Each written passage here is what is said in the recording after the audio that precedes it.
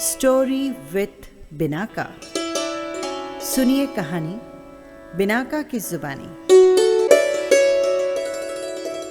तो लीजिए, हाजिर है तीर्थंकर चरित्र श्रृंखला में भगवान संभवनाथ की कहानी।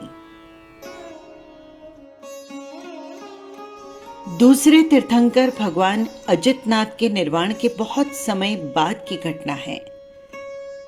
महाविदय के ऐरावत क्षेत्र में क्षेमपुरी के राजा थे विपुल वाहन। वो नीति, न्याय और करुणा की साक्षात मूर्ति थे।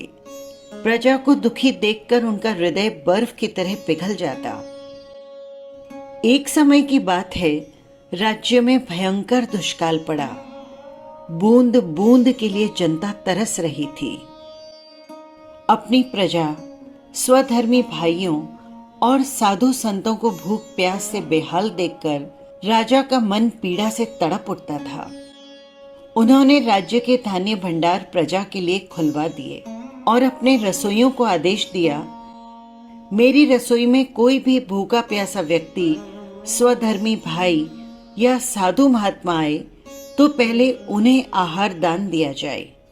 अगर बचेगा तो मैं अपनी क्षुधा मिटा लूंगा, अन्यथा उनकी सेवा के संतोष से ही मेरी आत्मसंतुष्टि रहेगी। पूरे दुष्काल के समय अनेक बार राजा भूखे पेट सोते और प्यासे कंठ से ही प्रभु की प्रार्थना करते। इस प्रकार की उत्कृष्ट सेवा और दान भावना के कारण ही राजा विपुल वाहन ने तीर्थंकर नाम कर्म का उपार्जन किया। कालांतर में वर्षा हुई, दुष्काल मिटा, राजा प्रजा सभी सुखी हो गए। किंतु प्रकृति की यह क्रूर लीला देखकर राजा के मन में संसार से विरक्ति हो गई और अपने पुत्र को राज्य सौंपकर वे मुनि बन गए। मुनि विपुल वाहन का जीव स्वर्ग में गया। वहां से च्यवन कर श्रावस्ती नगरी के राजा जितारी की रानी सेना देवी के गर्भ में अवतरित हुआ। पुण्यशाली पुत्र के गर्भ प्रभाव से संपूर्ण राज्य में खूब वर्षा हुई। धन धान्य की भरपूर फसल हुई।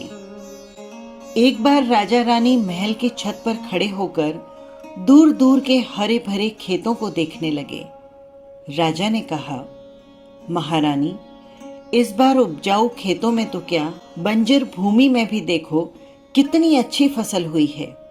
ऐसा लगता है हमारे आने वाली संतान का ही ये पुण्य प्रभाव है। तभी तो असंभव भी संभव हो रहा है। हम अपने पुत्र का नाम संभव रखेंगे। मार्गशीर्ष शुक्ला की 14 को पुत्र का जन्म हुआ। जन्मोत्सव के समय राजा ने उसी घटना की चर्चा करते हुए पुत्र का नाम रखा संभव कुमार। पिता के उत्तराधिकारी के रूप में संभव कुमार का राज्य अभिषेक हुआ, लेकिन कुछ ही समय बाद उन्होंने अपने पुत्र को राज्य सौंप दिया और संसार त्याग कर अणगार व्रत स्वीकार कर लिया। 14 वर्ष तक छद्म अवस्था में रहने के पश्चात उन्हें केवल ज्ञान प्राप्त हुआ। भगवान संभवनाथ की प्रथम धर्म देशना अनित्य भावना पर हुई और लगभग 1 लाख पूर्व तक तीर्थंकर रूप में विचरण कर अंत में सम्मेद शिखर तीर्थ पर आपने निर्वाण प्राप्त किया।